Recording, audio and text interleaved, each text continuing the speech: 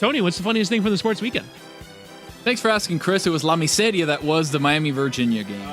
Miseria. It was horrible. Game. Yeah, it was not funny. Why did it take 50 minutes for them at the end of the game to play like 50 seconds? They just kept going back and doing replays. Like, I still think they got it wrong because there was supposed to be a 10-second runoff, but the Hurricanes wanted the 10-second runoff, but they then had an extra timeout. I still think after spending 6 minutes on it, they still ended up with the wrong scenario on the clock in terms of time left and timeouts left. And Mario still got like 2 yards as a result of all of that time. It was strange. They milled around on the sideline talking to Mario for about 10 minutes, and it was more interesting than anything I saw in the previous 4 quarters and 2 overtimes. Chris Cody, what was the funniest thing from the sports weekend? A Lions cornerback lining up what seemed like 10 yards, but it was like 3 yards offsides. He was like staring straight ahead at the wide receiver, and you see a side shot of it. He's like 5 yards offsides. Like, I don't understand how it happened, but it was hilarious.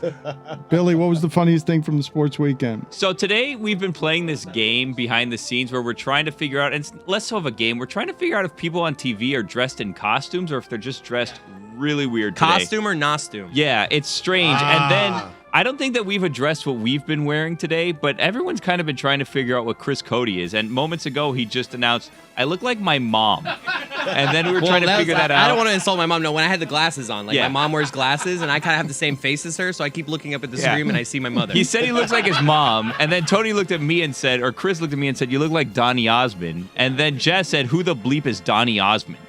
And then Tony figured out what Jess looks like. Jess is Ruthie from Ozark. I don't know shit about fuck. I didn't see it until right now. I didn't see it. She's supposed to be Justin Timberlake, but she does look like Ruthie from Ozark. It's my beautiful wig that Valerie got for me, Dan. She did a great job That's with not all natural? these costumes, by the way. Not natural. Dan is a salad, but he's also French fries because he puts French fries on his salad. If He's you were fat. at home and you didn't catch on that. And the rest of us are in sync, marionettes. And this counts as a grid of death punishment also. I would like, honestly, it should count as 5 each. Everybody. No, it's 1. This was actually a But punishment, dressed like maybe more than NSYNC. 1. So 5 people paid out, 4 people. It was the old two-bird situation. Billy, what was the funniest thing from the sports weekend? We're playing this game today, Dan. We're figuring out if people in costume or not. Jessica, what was the funniest thing from the sports weekend? A little F1 extra minute. Martin Brundle on the grid walk this weekend went up to some random lady and she was like, hey, who are you? Because he didn't have anyone else to talk to. And she was like, I thought Brad Pitt was so mean to you last week. And they had a very sweet little moment where she complimented him for doing a great job with his grid walks. And he was like, I appreciate that. And it was very sweet and very funny. Whittingham, what do you got for us? There is a major controversy in the world of New Jersey high school football. There is a viral video of a group of officials measuring a first down yardage. The ball is very clearly short of the line to gain, and the referee picks the football up, places it ahead of the first down marker, and signals first down. Get out of here. Seriously. It's it. unbelievable video. This game was televised. What schools were these? Was this Bishop says- Sycamore refs or something? Yeah, it says Eastern and Vineland. Eastern and Vineland. And you legitimately see the referee pick up the ball, move it forward, first down. And you wonder if he had money on this high school football game. Brazen cheating. Stugotz, what was the funniest thing from the sports weekend? After having a career high in receiving yards plus 3 touchdowns, A.J. Brown woke up this morning to a random drug test. He did look superhuman yesterday. He got the only thing he did wrong was get a 15-yard penalty for taunting the 2 fallen defensive backs who failed to cover him correctly on a single play.